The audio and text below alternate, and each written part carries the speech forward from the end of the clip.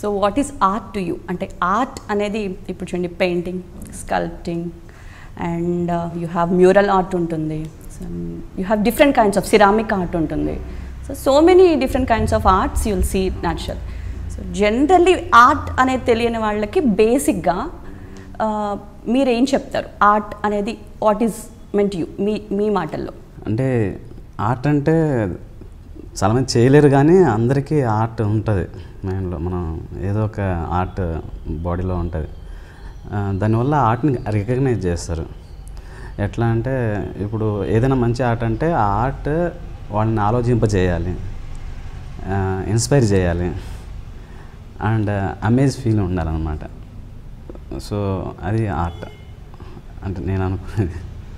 Art అంటే ఒక్కొక్కరికి ఒక్కొక్కటి చూసినప్పుడు ఆర్ట్ గీయాలనే ఫీల్ వస్తుంది. సో లైక్ నేచర్ కానివ్వండి, సీ కానివ్వండి, అలా మీకు ఇన్స్పైరింగ్గా అనిపించేది ఏది? Nature. So what is like అంటే the beauty of nature. Okay, we are part of the nature. Okay, అందరం like nature, beauty of women, or sculpting, architectures, whatever man made things, everything.